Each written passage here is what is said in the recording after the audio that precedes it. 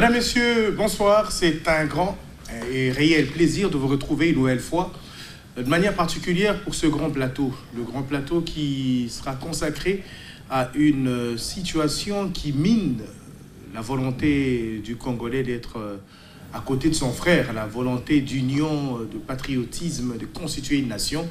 Il s'agit des conflits ethniques. Vous le savez, ces derniers temps, ça commence à voir le jour et ça prend de l'ampleur malheureusement. Et nous avons le privilège aujourd'hui dans ce grand plateau d'avoir quelqu'un qui va nous faire part de son expérience, mais aussi de ce qu'il a comme idée pour mettre un terme à cette situation. J'ai la joie d'avoir sur ce plateau M. Munyapenda Jean. Il est consultant en gestion des conflits intercommunautaires. Et pour le moment, il travaille dans le Bazuélé pour le compte de Congo Peace Center. Monsieur Munyapenda, je vous dis bonsoir. Bonsoir, Monsieur Blaise. Merci d'avoir répondu à notre invitation et je présume que vous êtes en forme. Je me porte bien. Merci. Alors, quelle est la lecture que vous faites? On va directement entrer dans le vif du sujet pour que le téléspectateur profite vraiment de cet échange. S'il fallait peindre le tableau de vie intercommunautaire en République démocratique du Congo, vous allez le peindre comment? Vous trouvez qu'il est beau ou bien qu'il commence à devenir de plus en plus vilain? Merci Blaise pour cette question. Depuis le départ de Belge, il y avait dans le temps ce qu'on appelait la politique indigène. C'était la politique communautaire du colonialiste pour organiser les communautés africaines du Congo. Depuis que ce pays n'a plus de politique indigène, depuis que la politique indigène a cessé, qui était axée, il faut le rappeler, à la formation des évolués, qui étaient des intermédiaires entre les colonialistes blancs et les masses noires, et que ces évolués devraient servir de modèle, de supplétif à la colonisation pour le contrôle. Aujourd'hui, cette politique communautaire a disparu avec la colonisation. On ne l'a jamais substituée. Donc le Congo n'a pas de politique communautaire digne de ce nom en ce moment-ci. Je ne veux pas dire qu'il n'y a pas de ministère qui est en charge de ce genre des affaires coutumières. Non, ce n'est pas ce que je dis. Je dis qu'il n'y a pas un cadre organisé, comme c'était le cas sous la colonisation. Je n'appelle pas le retour de la colonisation. Aujourd'hui, je le dis parce que la société civile, il y a trois composantes. La société civile, la classe politique et les administratifs, les fonctionnaires de l'État, qui, en synergie, permettent à une nation d'être debout, orientée vers une direction qui canalise les énergies pour qu'un pays avance. Malheureusement, nous avons la classe politique. Nous avons des fonctionnaires, même si la plupart sont âgés, n'est-ce pas, qui ont remplacé les Blancs et qui ne veulent pas peut-être partir parce qu'il n'y a pas assez de retraite. Mais la société civile a été abandonnée à elle-même. Qu'est-ce que c'est la société civile? C'est les gens qui s'occupent des affaires, ce sont des gens qui s'occupent de sociétés philanthropiques, qui aident les autres. Ce sont des sociétés savantes qui permettent à la société de générer des idées que les autres couches de la population, la classe politique notamment, s'approprient pour en faire des idées de direction politique. Aujourd'hui, on parle des ONG de l'écologie, des ONG de paix, mais la véritable société civile que nous avons, ce sont les communautés. Ces communautés, il n'y a plus des évolués. Alors, qu'est-ce qui se passe? C'est que les communautés sont livrées à elles-mêmes. Pire, parfois ces communautés sont captées de manière électoraliste par des individus qui en font de marche de leur propre ascension personnelle.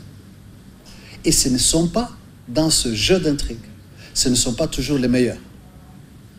qui arrivent au sommet et qui se constituent de proche en proche par connexion en groupe de leadership de toute la nation. Si ce ne sont pas les meilleurs que les communautés, les groupes communautaires génèrent, ça veut dire que l'État, qui est le socle commun de tous, va être fragilisé. Je vous donne un exemple. Si les gens sont élus par des mécanismes électoralistes sur cette base-là, ça veut dire que dès qu'ils arrivent au pouvoir, on va leur demander, n'est-ce pas, d'intervenir auprès de cette société civile. Au lieu que cette société civile communautaire puisse se prendre en charge, générer ses propres mécanismes, n'est-ce pas, d'une manière autonome, ils vont demander à la personne qui a été élue de manière électorale ou cooptée, peu importe, de ressources peut-être, et si par malheur il est sensible à cela, il va puiser dans les finances publiques, il va chercher des moyens en signant des contrats léonins au niveau international, n'est-ce pas, et il va nourrir ses congénères, je les mets les mots congénères entre guillemets, les membres de son groupe ethnique, et si tout le monde fait ça, la base étatique disparaît. Et les gens vont, depuis 60, de mal en pis, et on ne voit pas la fin de cette trajectoire, faute de révolution culturelle. C'est dans ce sens-là que je dis. Il y a des choses qu'il faut faire. Comment je le vois, c'est comme ça que je le vois. Parce que les conflits potentiels et les conflits effectifs, ils minent cette société.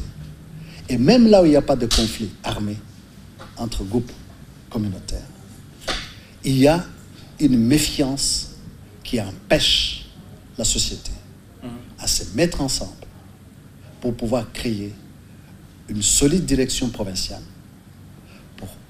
une solide direction locale. Donc, il faut aller à la racine du top, du down top, des bas en haut, pour que les gens puissent faire une sorte de révolution culturelle qui permet aux gens de pouvoir avancer. C'est pour ça que puisqu'il faut parler de que faire, mais on en parlera, je ne détiens pas la clé de toute la chose, et j'ai quelques seulement propositions. Il faut absolument que les gens organisent une conférence socioculturelle nationale pour qu'on sache que la communication de gens qui appartiennent à des groupes différents, parfois de groupes même internes, de sous-groupes à l'intérieur, puissent avoir le même langage. Si je veux me marier et que si mon fils aime une femme Muteke ou Murega, comment on va faire là? Comment on va doter cette fille? N'est-ce pas?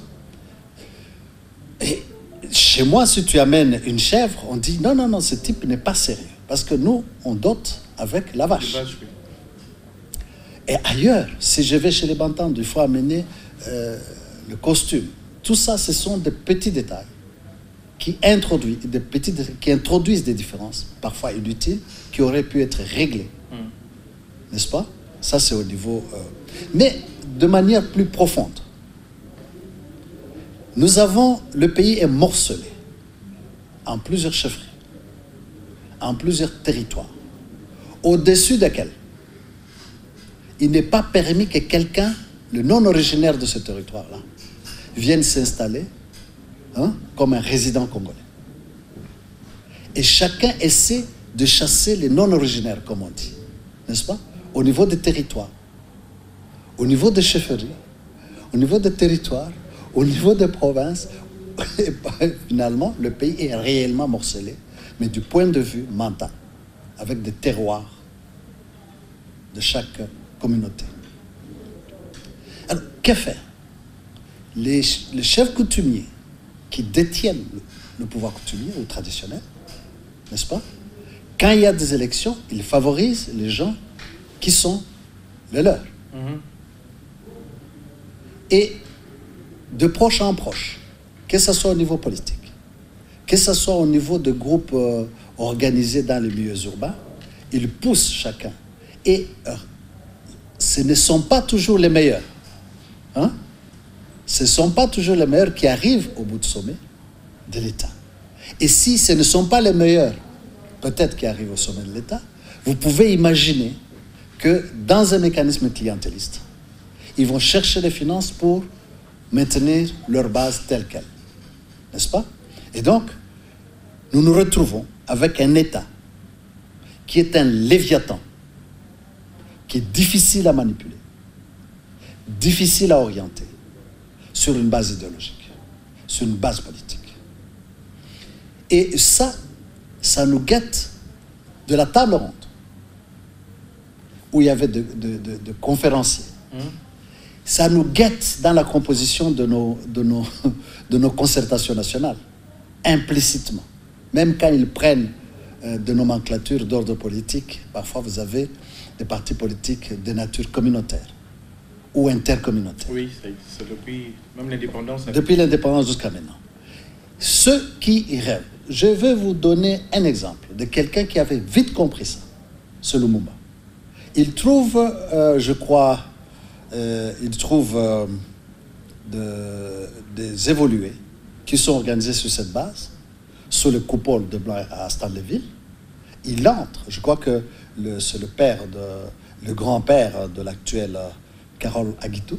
La sénatrice.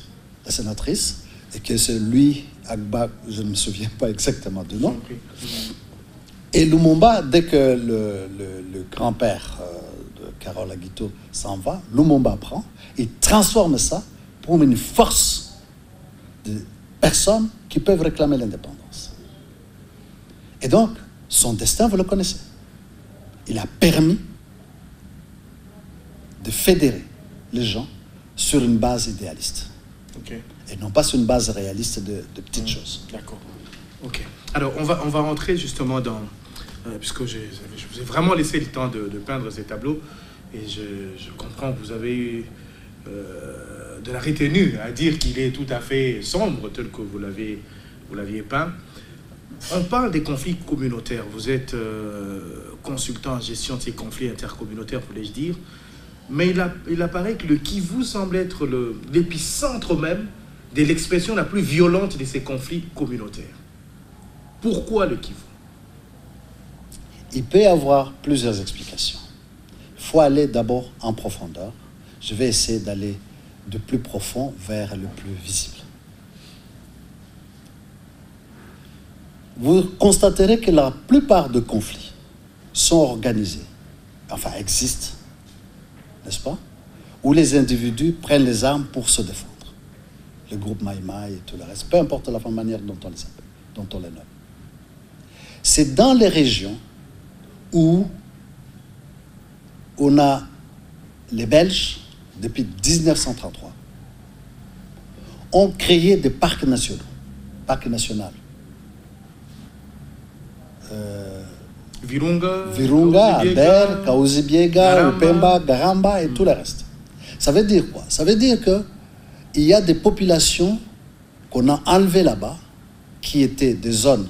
Souvenez-vous de la loi sur la terre de Léopold II. Il a dit que les terres où les Noirs habitent sont leurs terres, ils peuvent en jouir. Toutes les terres en jachère sont des terres vacantes, n'est-ce pas? Et qu'ils appartiennent à l'État, qui a été convenu par la loi Bakajika. Donc, ça veut dire que ces populations se sont confinées, en perdant leur zone d'extension naturelle, parce que la démographie, elle, ne s'arrête pas. Exactement. Alors, du coup, il y a des poches de surpopulation intercommunautaire, parce qu'on les a mélangés, confinés, et dans la logique de la compétition communautaire, chacun, ou tous, se sentent lésés de la présence des autres, n'est-ce pas? Parce que la logique agraire veut que le sol, n'est-ce pas, soit le substrat économique le plus sûr. Personne n'a songé jusqu'à ce moment-ci. Vous regardez les conflits autour de Kalemi, où on parle de Bantou et des Pygmées, je n'en suis pas sûr. C'est tout simplement parfois peut-être des compétitions économiques qui ne disent pas leur nom, qui ont une légère expression politique, locale, et qui deviennent des expressions armées. Le Kivu, la même chose. N'est-ce pas? Et ces conflits sont parfois intracommunautaires. Parce qu'on parle de conflits intercommunautaires, mais parfois ils sont intracommunautaires. Même à l'intérieur de même communautés qui partagent la même langue, parfois ils se fractionnent. N'est-ce pas? Ça, c'est pour moi la première raison. Hein? La deuxième raison, c'est que dans la région, n'est-ce pas, beaucoup de pays, je commence par le sud de l'Afrique, hein, où on étage. Le Mozambique a obtenu son indépendance en se faisant la lutte armée. L'Angola, la même chose. Et puis, on saute un peu la Tanzanie que Mzee Nyerere avait stabilisé sur cette question communautaire. L'Ouganda. Le Soudan avec l'histoire de Sud-Soudan. N'est-ce pas? Les Rwanda. Le Burundi. N'est-ce pas? Et à un certain moment, le Congo. N'est-ce pas? Donc, les gens ont pris l'habitude de dire l'arme nous protège. N'est-ce pas? Aujourd'hui, si on ne substitue pas par des mécanismes de paix, hein, la logique va continuer parce qu'on a constaté l'absence d'innovation dans des groupes communautaires africains partout. N'est-ce pas? Vous regardez le Cameroun, nous on parle des anglophones contre les francophones. Ça n'a aucun sens, mais derrière il y a peut-être les Bamileke et autre chose. Hein? Et vous parlez des Seleka, les anti-Balaka dans les choses. Vous parlez de deux groupes au Sud-Soudan actuel qui empêchent la nation sud-soudanaise de se bâtir. Donc c'est un problème sérieux. Et comme il y a un fractionnement de faute, hein, il suffit de souffler dessus et le feu s'enflamme. Et ça, c'est un danger que nous guette en Afrique. Okay. Il nous faut une révolution culturelle. Et donc, j'ai proposé que deux éléments, n'est-ce pas? La conférence culturelle qui est un élément d'abord sociologique, n'est-ce pas? Qui permettrait la prise en charge la prise en compte, pardon, pas en charge, de ces éléments pour qu'on dise notre culture doit avancer. Et les gens qui n'ont pas leur culture, les gens qui ne révolutionnent pas leur culture, ils sont très peu défendables idéologiquement. Ils ne génèrent pas la pensée nécessaire pour pouvoir se défendre, collectivement mis ensemble. Okay. Et ça, c'est un élément important. Alors, intervient également, pas seulement cet aspect local, parce que chaque communauté a sa langue, avec des préjugés les uns sur les autres, n'est-ce pas? Et vous ajoutez maintenant la francophonie, l'anglophonie, vous ajoutez la lusophonie, vous ajoutez les médias internationaux qui soufflent sur ces conflits là-bas, vous ajoutez des gens. Alors, ça devient très difficile parce qu'on ne sait pas se protéger à l'intérieur. Parce que, comme je vous ai dit, ce n'est pas toujours les meilleurs, hein, qui parviennent à tenir l'État de bas en haut, n'est-ce pas? Et c'est comme un corps qui a un sida dans son corps, un HIV dans son corps, il reçoit toutes les maladies possibles. C'est parce que socioculturellement, on n'a pas une intégration organisée politiquement, avec toutes ses conséquences, et que les gens d'abord suivent les médias internationaux. Et il y a des gens qui peuvent vous expliquer les enjeux en Afghanistan, n'est-ce pas? Et vous expliquer ce qui se passe en Syrie, mais qui sont incapables de pêcher le poisson qui est à ses pieds. Et pourtant, il vit de ce poisson. Cette information de savoir comment on pêche le poisson est plus importante pour sa famille que de savoir si les Syriens sont manipulés par les Iraniens ou pas. Ok. Alors, monsieur Mouniampenda Jean, c'est vrai que je n'aime pas trop aborder ces genres de questions. Vous êtes, comme tout Congolais, originaire d'un groupe ethnique, sociologique, ainsi de suite. Vous provenez effectivement vous êtes un Tutsi congolais. Et je voudrais que vous puissiez nous aider à comprendre, du moins à la population, ceux qui ne comprennent pas ou qui ne savent pas un certain nombre de choses. Quelle est la langue que parlent les Tutsis congolais? Bien. Le Congo est une sorte de carré, n'est-ce pas? Si vous regardez très bien, la bande Kasumbalesa jusqu'à Boma, n'est-ce pas? Le Bas-Congo, les Lunda, les Bayeke et tout ça, c'est les Babembe et tout le reste, n'est-ce pas? Sont de groupes transfrontaliers. Les Babemba aussi. Les Babemba aussi sont de groupes transfrontaliers. Je parle du sud. Oui. je ne connais pas un empereur Lunda ou un roi Congo qui était à la conférence de Berlin pour décider de ce sort-là, de diviser son pays. La bande Est, de Kasumbalesa jusqu'à Dungu, n'est-ce pas? Qui est la zone la plus peuplée du Congo, est à la frontière. Et presque les Lubara, les Azande, tous les groupes jusqu'aux les Bashi, je ne sais pas, peut-être je peux me tromper, n'est-ce pas? La plupart du temps sont transfrontaliers. Donc, ils ont la culture de leur situation pré-coloniale, n'est-ce pas? Nous, les Tutsis, on parlait le Kinyarwanda depuis des temps immémoriaux, n'est-ce pas? Et là, je voudrais faire une chose, les Tutsis ou les rwandophones, je dois intervenir, souligner quelque chose ici. Les colonialistes qui sont venus avec leurs intellectuels, hein, la plupart n'avaient pas bien étudié. C'était des curés qu'on formait à la va-vite qui avaient une anthropologie stupide. Je suis désolé, mais je les appelle ainsi. De toute façon, ils étaient colonialistes. Alors, je ne parle pas des Belges, je parle de colonialistes, parce qu'il y a des Belges qui ne l'étaient pas, probablement à cette époque, et même maintenant. Et ils ont amené de sociologie, ils ont analysé les Noirs qu'ils voulaient soumettre selon leur logique. Nous sommes d'accord. Je vous rappelle qu'il y avait des semi-bantous. Ils ont disparu. Comment on les a fait disparaître ici, je ne sais pas. Mais dans leur sociologie colonialiste, il y avait des semi-bantous. On dit que les bantous sont comment? Et les autres sont comment? Je vous donne des anecdotes maintenant. Hein, parce que je suis obligé de vous donner des anecdotes. Ils disent... Je vais vous donner des anecdotes. Mais laissez-moi d'abord répondre à votre question avant de mettre les anecdotes. La langue. La langue. Le Kinyarwanda. Donc, c'était notre langue, n'est-ce pas? Précoloniale. On ne parle pas les Kitutsi. Les Kitutsi n'existent pas.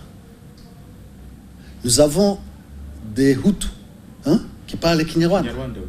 Ou les Kirundi pour les gens qui sont au sud, n'est-ce pas? Ou les Tois. Les Tois, Banyarwanda. Hein? Au centre, ils parlent le Kinyarwanda, ce sont des Tois. On n'a pas une langue spécifique. Mais maintenant, dans la définition de la tribu ou de la communauté, faut-il considérer la langue ou le fractionnement entre ce groupe-là? Je vais vous dire quelque chose d'extraordinaire aujourd'hui. Même si on milite, même si on défend, les gens ne doivent pas s'organiser en fonction de conflits avec les autres. Parce que si on considère la langue que nous partageons aujourd'hui, les Hutus étaient agriculteurs, les Tutsis étaient éleveurs, et les Tois étaient chasseurs. Mais les Blancs ne se sont pas rendus compte qu'ils pouvaient avoir de Hutus chasseurs. Ils ne se sont pas rendus compte qu'ils pouvaient avoir de Tutsis chasseurs. Qu'ils pouvaient avoir C'est comme si, je voudrais actualiser en termes actuels, c'est comme si vous trouvez une communauté qui est composée des informaticiens, de commerçants et de vétérinaires. Hein? Maintenant, on dit, il est de la tribu de vétérinaires. L'autre, il est de la tribu des commerçants. L'autre, il est de la tribu... des informaticiens. Ils parlent tous la même langue. N'est-ce pas? Ils ont peut-être des composants. Les informaticiens, ils ne raisonnent pas comme les commerçants. Hein? Mais ils ont la même langue. Ça, c'est une première chose. Une deuxième chose, non seulement ils ont la même langue, hein? Mais ils ont les mêmes pratiques sexuelles chez les femmes. C'est bien que si tu passes d'une commerçante à une informaticienne, à une vétérinaire, il n'y a pas de coût de transition, ni écologique, ni culturel. N'est-ce pas?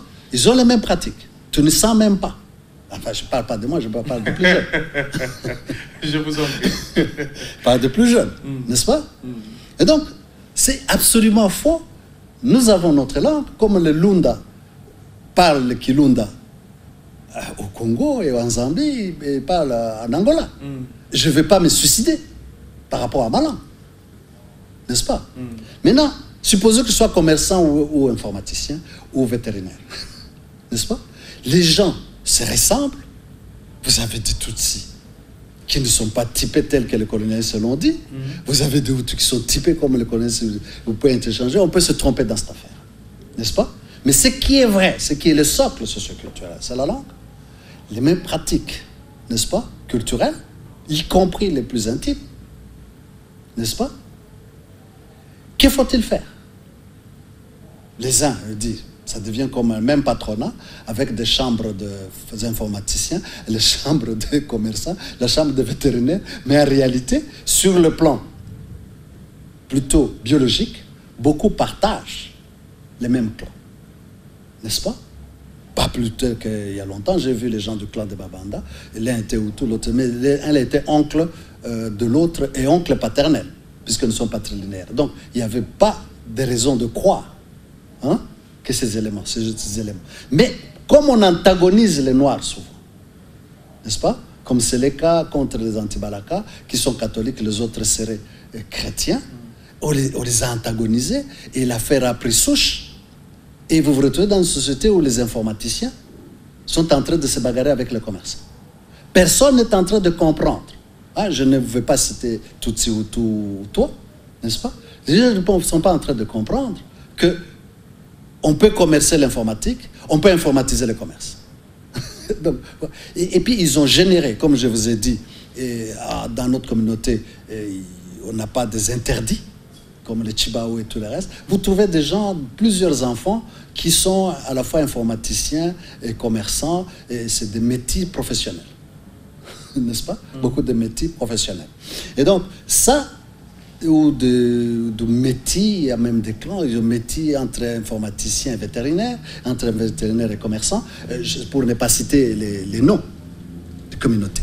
Donc, est-ce que le hic, permettez-moi pour que je ne vous interrompe pas, est-ce que le hic, ce n'est pas parce que la langue que vous parlez porte une appellation qui s'apparente effectivement, bien qui est celle liée à un État qui est le Rwanda? Mais vous voulez que je fasse quoi? Que j'aille débaptiser le Rwanda? Eh bien, ça c'est un. De deux. Il ne faut pas oublier aussi une chose, qu'à la conférence de Berlin, les gens ils n'étaient pas transfrontaliers. Ils les sont devenus quand on met les frontières. Et même quand on a mis les frontières, nous sommes d'accord, le Rutshuru est devenu un territoire congolais, pas en 1985, c'est en 1909. Et les gens qui habitaient par le Kinyarwanda, vous voulez qu'ils fassent quoi? C'est un exemple. Les Banyamulenge, l'État les a trouvés au Congo, ils étaient dans le haut plateau, on a créé le Congo. Vous voulez qu'ils fassent quoi? Qu'ils cessent de parler leur langue? Mais pourquoi dans l'opinion, on semble dire... C'est vraiment ce qui apparaît dans l'opinion. Je ne parle pas en ce qui me concerne, puisque moi j'ai lu beaucoup d'ouvrages, je sais ce qu'il en est. Pourquoi a-t-on l'impression que les Tutsis seraient tous venus du Rwanda et qu'ils sont partis envahir le pays? Ils sont allés en République démocratique du Congo, ils sont allés au Burundi, ils sont allés en Tanzanie, ils sont allés en Ouganda, et ainsi de suite. Qui sont allés en venant d'où? Du Rwanda. En venant du Rwanda. Pourtant, le Rwanda, comme État actuel, a supposé que l'État rwandais s'appelait d'un autre nom. Il s'appelait République des Blaises. Je serais blaisien? Non. Je parlerai Kinyarwanda. Évidemment. Donc ça c'est un. Donc ça, les faits de vouloir escamoter la réalité transfrontalière est un cas soit d'ignorance, soit d'intoxication, soit, mais en tout cas, ça nous dessert. Sérieusement? Ça dessert également toute la communauté nationale. Parce que s'il y a une communauté... Vous avez été dans la vie active politique depuis l'indépendance. Je vous dis... Bien sûr, il y avait... Rwakabuba était à la conférence, à la table ronde. On a été toujours partout. Et nos pères ici, mon père était à l'IPN ici. Et puis, je vous dis, par exemple, les réalités transfrontalières sont réelles. Nous sommes d'accord. Mais vous voulez que je fasse quoi? Que j'en paye le prix? Pourquoi? Je pose la question, c'est l'absence d'une conférence, d'une politique communautaire qui permet aux gens de pouvoir rester ensemble en harmonie. La façon de se marier, la façon de se comporter, les règles morales qu'on peut enseigner, n'est-ce pas? qui permettent à une communauté, à une société de devenir forte et d'évacuer ce sida culturel qui permet aux forces économiques et politiques de s'ajuster pour pouvoir avancer. On dit que vous êtes beaucoup plus apte à prendre les armes pour faire parler vos opinions que le font d'autres tribus, par exemple. Eh bien, ils ont des armes. Pourquoi c'est moi qui m'attribue seulement ma communauté? Tous sont des armes. Je vais vous dire ce qui se passe. Je viens de vous le dire. Le problème, c'est que les gens ont vu à l'Est, les pays se libérer ou se réorganiser, n'est-ce pas? Ils croient que c'est la seule manière. Mais dans le cas du Congo, ça ne fonctionne pas. Je vous ai dit qu'il n'y a aucune communauté qui peut résister face à un État. Les Kassaïens, quand on les a prochargés de Katanga, puisque l'État, les leaders de l'État de ce moment-là, étaient derrière cette épuration ethnique des Kassaïens, et ils avaient beau parler, d'ailleurs Tshisekedi ne s'est pas trompé, qui était dans l'opposition, il n'a jamais ouvert sa bouche, ce sont les autres qui l'ont ouvert. Lui, il avait compris le piège.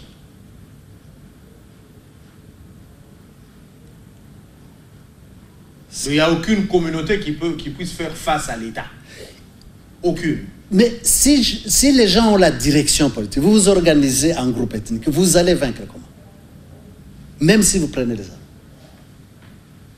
Parce que le pays appartient est dirigé par une connexion, un réseau connecté des leaders qui viennent de toutes les communautés.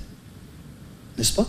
J'aimerais évidemment que c'est pour ça que je voudrais revenir sur les communautés comme des éléments vrais de la société civile congolaise. Ce ne sont pas les ONG humanitaires qui tuent les moustiques. Non, c'est ça notre vraie société commune. Il faut que les meilleurs de ces communautés puissent dire, écoutez, nous nous mettons ensemble, nous faisons une connexion, par le moyen par exemple de la conférence, pour produire les éléments de notre propre transparence, n'est-ce pas? Pour qu'on puisse avancer. Et je crois que c'est la seule possibilité.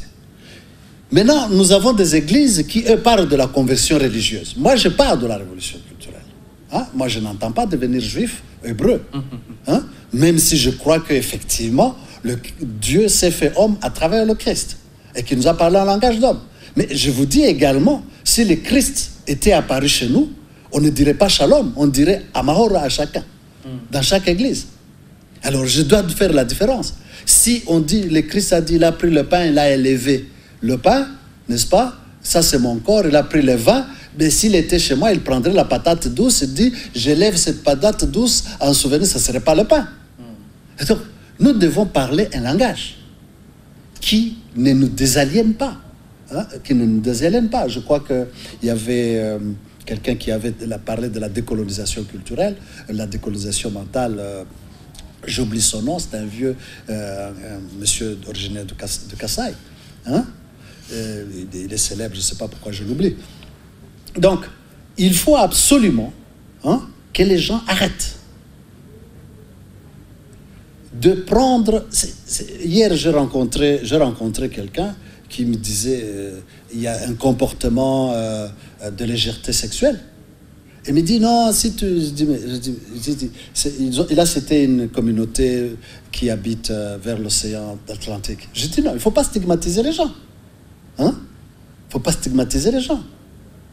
C'est parce qu'il n'y a pas une politique communautaire qui permet aux gens d'avoir de l'or, n'est-ce pas, consenti, appuyé par l'État. Aucune communauté ne peut pas faire face à l'État. Même s'il prend les armes, il ne vaincra pas. Il faut absolument qu'au niveau national, il y ait des signaux qui sécurisent tout le monde, qui donnent une orientation, qui donnent à chaque entité étatique, ministère ou des termes de référence précis de son opération pour que les gens se reconnaissent dedans. Et c'est tout. Il n'y a pas de mystère. En privé, vous m'aviez posé la question, pourquoi les gens regardent plus à l'Est plutôt qu'à Kinshasa? Oui, c'est vrai. On dit, vous êtes beaucoup plus proche du Rwanda, parce que quand c'est un barde directement, vous rentrez géographiquement, oui. Oui, évidemment. Géographiquement, oui. Quand tu fuis les canons, tu vas géographiquement. Les gens sont dans les camps de réfugiés pour ça, n'est-ce pas, au Rwanda, n'est-ce pas? Ils ne vont pas dans des maisons, ils sont dans des camps de réfugiés. Mais ils sont parqués depuis 25 ans dans les camps de réfugiés. Ceux qui ont étudié, parfois, ils deviennent consultants. Or, ce serait chez eux, ils seraient dans des maisons ou dans des Bien villages. sûr, c'est évident. Ils grandissent avec une mentalité de réfugiés dans les camps de réfugiés. Bon, cela, mais ce n'est pas propre à nous, n'est-ce pas? Il y a d'autres dans les différentes, pour des raisons économiques, pour des raisons politiques, ils existent partout. Donc c'est pas propre, c'est pas une justification. Mais il y a une stigmatisation, M. Munyapenda. Je reviens, parce que vous aviez parlé de stigmatisation. Vous me permettez de revenir sur une question qui dormait un peu en moi. Les gens ont l'impression que les Tutsis qui sont dans le haut plateau de Minembwe, les Tutsis qui sont à Rutshuru, les Tutsis qui sont à Massissi, et du coup, vous aviez même ri en privé, vous dites, les gens ont l'impression que nous tous, on se connaît. Vous connaissez tout le monde, et parce que parlant la même langue et tout ça... J'ai vu M. Nyarugabo une fois, 2 fois, je ne le connaissais pas avant. On ne se connaît pas. C'est comme si vous disiez, tous les Mongos se connaissent. Vous pensez que vraiment... bon, on n'est pas une entité unique, on est une diversité. Parce qu'on qui peuvent faire face aux mêmes problèmes, mais nous sommes une diversité. Parce que je crois que la responsabilité, comme vous l'aviez dit, M. Munyapenda, incombe aussi les communicateurs aussi. D'une certaine manière, nous, les journalistes particulièrement, parce que je vous ai montré un livre où l'on montre 3 personnalités, que je ne voudrais pas citer, et en bas on écrit « c'est Tutsi qui tue ». Mais qu'est-ce que la communauté a à voir avec vous citez probablement M. Onana. M. Onana, oui. Bon, écoutez, il était conseiller d'Abiyarimana. Qu'est-ce que tu veux que je fasse? Il continue son chemin. Je ne vais pas non plus commenter sur ça. Hein? Il sait sur qui il s'attaque, et celui qui l'attaque, il sait se défendre. Donc moi, je ne veux pas entrer... Mais les scientifiques, M. Munyapenda, c'est là où je n'arrive pas à comprendre. On fait même passer dans l'opinion un certain nombre d'effets comme quoi beaucoup de Tutsis apparaîtraient grâce à Bisengimana en 67, je ne sais pas combien et tout ça. Dès qu'il est devenu directeur de cabinet, que l'on a donné la nationalité à vous autres, pendant que vous êtes nés congolais. Je vais vous dire une chose. La réalité transfrontalière. Je vous cite, je ne veux pas citer les noms, j'allais les citer. N'est-ce pas? Il est congolais ici, il est zaïrien, c'est en Angola. Les Zaïriens, ce sont les Congolais les Angolais qui ont vécu au Congo. N'est-ce pas? Il y en a des gens qui... Mais s'il y a des individus, je parle des individus, je ne dis pas qu'on se connaît tous. S'il y a des individus qui... Parce que le Rwanda a connu pas mal de problèmes, n'est-ce pas? De lutte intracommunautaire, parce qu'ils parlent la même langue. Ce n'est même pas une lutte intercommunautaire. À un certain moment, c'est les Tutsis qui ont fui, à un certain temps, c'était les Hutus qui ont fui, en 1994. N'est-ce pas? Si je vais là au marché ou ailleurs, quelqu'un, il dit je suis congolais. C'est un exemple. Je dis, mais ce type, il est bizarre. N'est-ce pas? Bon. Qu'est-ce que ça a à voir avec moi? Si on avait un État organisé, nous sommes d'accord, il n'y aurait certainement pas ce genre d'histoire. L'État physique n'existait pas, il doit imploser, c'est ce que je vous étais en train de dire. J'étais en train de vous dire, il ne faut pas, c'est comme si je venais de vous dire, ce que je venais de vous dire tout de suite. On dit une communauté a un tel comportement, n'est-ce pas? Peut-être que je trouve un monsieur qui est correct, hein? Je généralise selon l'expérience personnelle. Ceux qui ont attaqué, c'est moi, ils n'ont qu'à l'attaquer. Qu'est-ce qu'ils savent foutre avec moi? Qu'est-ce que ça a à foutre avec mes paysans? Avec vos enfants. Avec les enfants. Hein? Donc il faut savoir. Et ce qui est assez étonnant, j'en profite, je ne sais pas. Heureusement que vous le dites, M. Munyapenda. C'est vrai, il faut vraiment qu'il y ait un vrai débat culturel, comme vous l'aviez dit, une bonne révolution culturelle pour qu'on en parle. Vous étiez en train de me dire, en privé, parce qu'on discute toujours avant une émission dans le couloir, M. Munyapenda me dit, il dénonce un certain nombre de choses du genre, on réserve un poste pour une personnalité d'une communauté quelconque. Ça, vous désapprouvez ça, ça n'a pas de sens. Non, mais je dis, il ne faut pas ignorer les communautés. Hein? Mais je dis, Mais si cette logique communautaire continue, on va détruire ce pays. Il faut pas ignorer les communautés, mais chaque communauté doit générer les meilleurs, n'est-ce pas?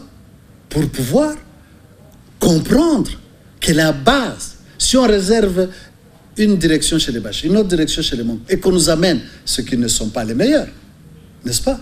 Qui comprennent qu'on fait une connexion de ceux qui ne sont pas les meilleurs. Hein? Qu'est-ce qui va se passer? C'est pour cela que je dis. C'est pour ça que je dis, il faut qu'on parvienne à comprendre et utiliser l'énergie de ces communautés dans une conférence, notamment, prévoir le mécanisme de telle manière que si X monte au nom de sa communauté, il n'aille pas chercher dans les finances publiques. On va dire, vous m'avez désigné pour être ministre provincial ou ministre national, mais en tout cas, je ne donnerai pas l'argent de finances publiques, je ne ferai pas la corruption, je ne détournerai pas pour vous aider. Parce que c'est le socle à nous tous. N'est-ce pas? Mais dans la logique électoraliste, hein, c'est pas comme ça que ça fonctionne. Les gens se battent pour appartenir à des groupes communautaires pour des raisons, pour les utiliser comme des marchepieds. Et les meilleurs, les gens qui ne sont pas les meilleurs à la direction de l'État sont parfois excellents dans la manière de monter ces marches-là. Hein?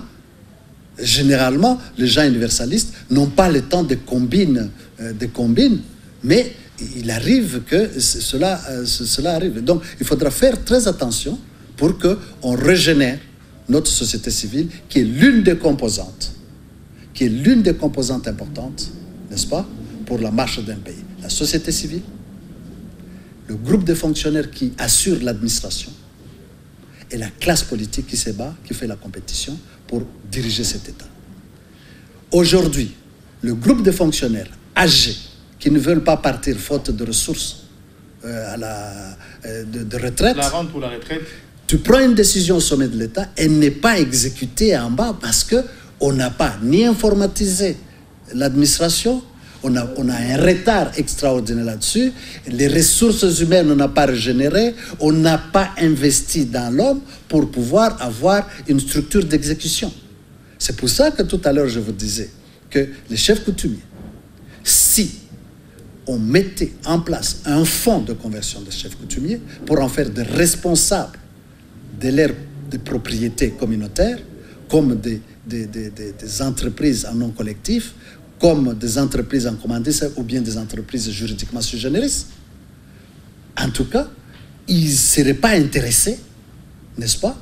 À ne s'occuper que de la terre. À s'occuper de la terre ou à vouloir être député provincial, coopté et tout le reste. On dit ils ne s'occuperaient même pas de l'administration. C'est pour ça que l'État doit nommer des chefs de poste de toute une administration locale, n'est-ce pas? Les chefs coutumiers, comme sont des gens qui représentent les communautés, n'est-ce pas? Qui ont en charge les communautés, en charge de l'héritage culturel et historique, n'est-ce pas? On leur donne l'occasion d'avoir de l'argent dès lors qu'au niveau de groupement, ils présentent des projets de financement et cet argent, on peut le mobiliser. Ok. Alors, quelle est la dernière communication que vous pouvez faire à l'endroit de nos téléspectateurs qui nous suivent? J'ai pu déceler que vous évoquez cette manière de considérer l'autorité traditionnelle autrement, à les rendre assez autonomes, en investissant pour le pays d'une certaine manière, que de rester attaché aux valeurs agraires et ainsi de suite. Et puis, vous évoquez la nécessité, d'abord, c'est la nécessité d'organiser une sorte de une révolution culturelle pour qu'on en parle, afin que les choses soient remises sur la table. Qu'est-ce que vous pouvez dire en dernier, avant que nous nous retrouvions pour d'autres émissions, pour essayer un peu de beaucoup plus sensibiliser quant à ça? Je crois que le pays fait face à une nécessité de réforme structurelle dans tous les secteurs. Mais je pense que le plus important, c'est la dimension socioculturelle, parce que c'est dans cette dimension que nous réfléchissons. C'est dans cette dimension que naissent les conflits intercommunautaires. C'est dans cette dimension que naissent les conflits intracommunautaires, n'est-ce pas? Et ça, il faut que l'État prenne ça en charge. Les leaderships prennent ça en charge. Non seulement il génère la fierté de quelqu'un qui peut être X au niveau bas, n'est-ce pas? Et il est peut-être, il est Tutsi, il est Kivusien, il est, peu importe comment, il est francophone au sommet le plus élevé puisqu'on organise les Jeux de francophonie, mais en deux couches différenciées et responsables.